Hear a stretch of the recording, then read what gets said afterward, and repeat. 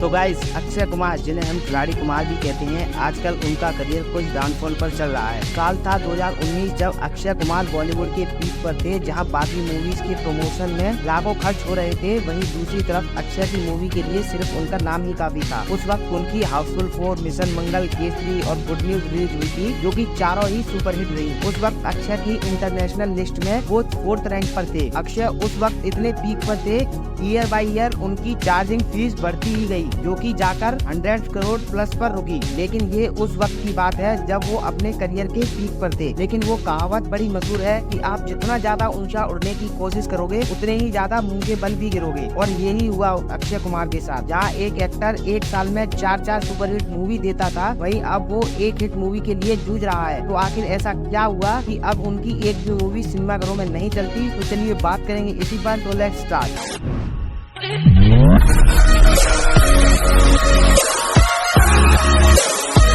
तो अक्षय कुमार, जिनकी गिनती बड़े बड़े सुपरस्टार शाहरुख खान, सलमान, आमिर के साथ होती है और जिन्हें हिट लिस्ट मास्टर भी बोलते हैं, तो इनका एक इंटरव्यू है जिसमें इन्होंने बोला है कि तम्बाकू कंपनी इनको एक एक ऐड के 100 करोड़ देने के लिए राजी है, लेकिन वो इस तरह के ऐड को नहीं करेंगे अभी और ना ही भविष्य में। इसके लिए उन्हें फैंस द्वारा काफी अप्रिशिएट भी किया गया, काफी तारीफें भी हुई। लेकिन कुछ ही महीनों बाद या साल भर बाद एक ऐड आया जिसमें उन्होंने अजय देवगन और शाहरुख खान के साथ कोलैब किया, और वो था विमल का ऐड। और यहीं से इनको ब्लैकलिस्ट मिला, जिसके चलते उन्होंने पब्लिकली आकर सबसे माफी भी मांगी। लेकिन माजरा यहीं पर खत्म नहीं हुआ। कुछ दिनों बाद अक्षय की एक मूवी आई, पृथ्वीराज चौहान, जिसमें वो लीड रोल में थे। जहाँ फैंस का कहना था कि उन्होंने इस रोल के लिए जरा सी भी मेहनत नहीं की है, क्योंकि उनके अंदर से महाराज पृथ्वीराज चौहान जैसी वाइब आ ही नहीं रही थी। वो मूवी भी उनकी वही पुरानी 40 दिनों की शूटिंग वाली मूवीज की तरह फील दे रही थी। वो फील नहीं आ रहा था जो कि इससे पहले हमें शरद केनकर को छत्रपति महाराज के रोल में देखकर आया था, जो कि एकदम वही वाइब दे रहा था जो कि हमें देखना और फील करना था। और अक्षय के बैकलैश का कारण भी यही था कि भाई बंदा 40 दिनों में अपनी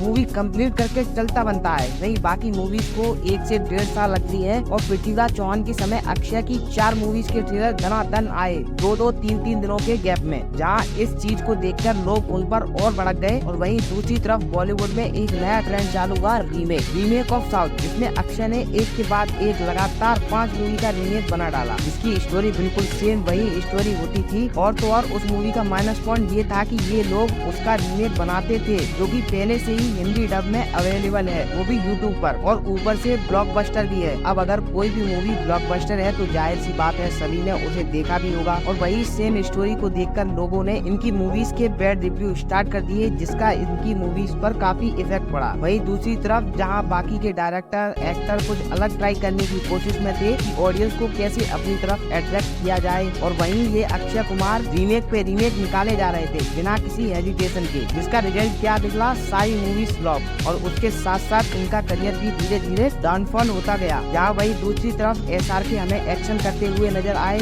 पठान और जवान जैसी फिल्मों में, जिसका रिजल्ट ये रहा कि दोनों ही मूवीज ने 1000 करोड़ प्लस का कलेक्शन किया और ऑल टाइम ब्लॉकबस्टर साबित हुई। सभी एक्टर्स और डायरेक्टर ने ऑडियंस को खींचने के लिए अलग अलग रिस्क ले रहे थे। और वहीं अक्षय 40 दिनों वाली शूटिंग कर रहे थे, जहां उनका सबसे बड़ा हेट पॉइंट भी यही है कि वो 40 दिनों में मूवी कंप्लीट कर देते हैं। अब मेरा मानना है कि अगर अक्षय को वापस कमबैक करना है तो मूवी चॉइस को काफी ध्यान से देखना होगा, क्योंकि जब SRK का भी डाउनफॉल था तो उन्होंने भी ऐसा ही किया था। उन्होंने तब तक कोई मूवी साइन नहीं की थी जब तक कि वो उससे खुश नहीं होते थे, जिसका रिजल्ट हमारे सामने है, पठान, जवान, डंकी जैसी मूवी। अक्षय का जो वर्किंग स्टाइल है कि साल में कम से कम 5 मूवीज को करना, इसका मतलब है कि मान लो उनकी मूवी 2-2 महीने के गैप में निकली तो उसके लिए वो 1 महीने पहले से ही उसका प्रमोशन स्टार्ट कर देंगे। इसके लिए वो इंटरव्यूज देंगे, सोशल मीडिया पर बने रहेंगे, पॉडकास्ट में जाएंगे, पब्लिक उन्हें देखती रहेगी। अब सोचो साल में 5 फिल्में 2-2 महीने के गैप में, यानी 10 महीने, जिसमें वो 11 महीने इंटरनेट पर ही बने रहेंगे, लोगों की आंखों के सामने रहेंगे। तो ये भी एक कारण है, क्योंकि अगर आप लोगों के सामने रहोगे तो लोग तो यही कहेंगे ना, क्या एक्टर है, हर दूसरे दिन आ जाता है। मेरा मानना है ऐसा नहीं है कि मैं कोई सजेशन दे रहा हूँ, नहीं भाई, मैं इतना बड़ा नहीं हूँ कि उन्हें सजेस्ट करूँ। बस मेरा मानना है कि अभी उन्हें थोड़े गैप की जरूरत है, लोगों से बिल्कुल अलग, जिसका सीधा एग्जांपल है राघव जुएल। बंदा पहले रियलिटी शो होस्ट करता था, फिर एकदम से बीच में गायब हो गया 2-3 साल के लिए, और फिर उसने मारी एंट्री किल मूवी के साथ, वो भी विलन के रोल में, जहाँ लोगों को पहले तो यकीन ही नहीं हुआ कि ये वही बंदा है, और इस बारे में खुद राघव ने ही कहा है। तो अब अगर अक्षय पाजी का वापस कमबैक करना है तो उन्हें कम से कम 2 या 3 सालों के लिए गैप तो लेना ही पड़ेगा, क्योंकि जब आप लोगों की नजरों से दूर रहोगे, जैसे महीनों में कभी कभार एक बार सामने आओगे, तो तब लोग आपके बारे में बात करेंगे, तब उनकी चर्चाएं होंगी कि भाई कहाँ गया ये अपना खिलाड़ी कुमार, एंड तब एंट्री लेनी है एक बढ़िया सी मूवी के साथ, जिसे देखकर लोग आपकी सारी खामियों को भूल जाएंगे, क्योंकि भाई लोगों को भूलने में ज्यादा वक्त नहीं लगता। खैर, इस पर आपका क्या ओपिनियन है कमेंट बॉक्स में जरूर बताएं, एंड अगर वीडियो अच्छा लगा हो तो लाइक करें। अब तुम लोग गलती से अगर नए हो तो सब्सक्राइब करो, वो जो लाल वाला बटन है उस पर अपने जीजा जी फेंक के मारो या फूफा जी,